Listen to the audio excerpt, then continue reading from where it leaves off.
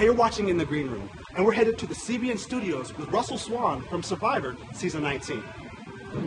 Hey, Russell, how you doing? Hey, how you doing, man? Good morning to you. Good morning to you. Thanks for letting me ride with you over to the studio. Oh, not a problem. Glad you could be here. Yeah. All right, well, check this out. So, first question is this. What was your process for getting on Survivor? Yeah, there's a couple different ways you can get on Survivor. Some people are recruited because they look good and they're hot and all that kind of stuff. I look good and I'm hot, but but that's not how I got on. I actually applied, and I actually applied 8 different times over 10 years to get on the show. Yeah. So what's the process exactly? So basically, what happens is you make a videotape, and there's an application. You do a 3-minute video. You take the application, put it in an envelope, mail it to LA. It goes into the magic machinery, and they grind it, and then eventually, you either get a call or you don't. How do you prepare for something like that? Can you watch the show? I mean, they're eating worms, all kinds of crazy challenges. I mean, like, mentally and physically, how do you prepare? Physically, it's kind of easy from the standpoint of, you do the cardio, hit the weight room, maybe a personal trainer. Mentally, there's no way to prepare for it. I mean, it's just what you see on TV is just so different than what actually happens out there. So you try to prepare yourself for being away from home and all that kind of stuff, but it's difficult. Right.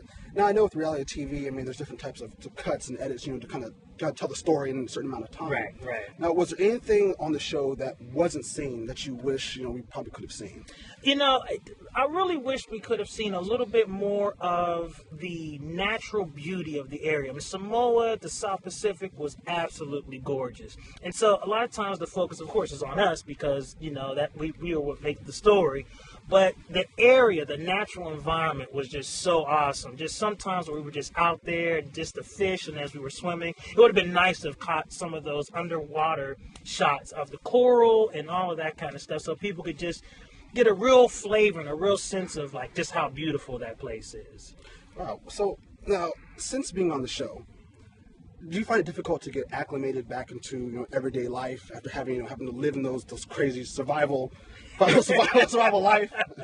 You know what? It did. There was this really weird adjustment period where I was almost like feral.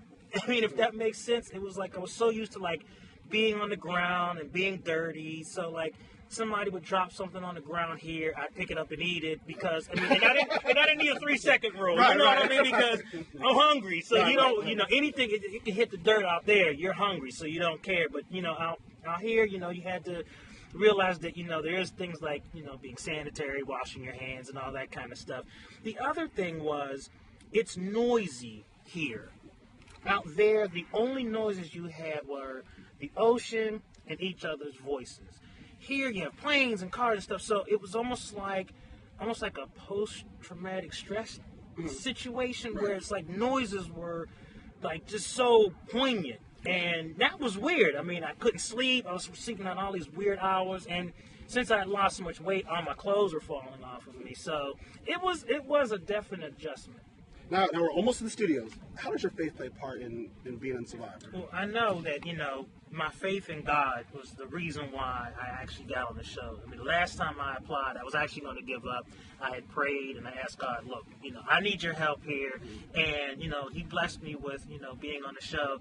But, of course, I had my plans. He had his own plans in terms of what this was going to mean in its totality. And I'll be talking more about that on the show. So, but it's been a blessing. And the fact that I got to do it was a huge, huge blessing. All right, great. All right, Russell, have a great show. All right, thank you very much. Russell Swan, Caleb Kinchlow, you're watching In the Green Room.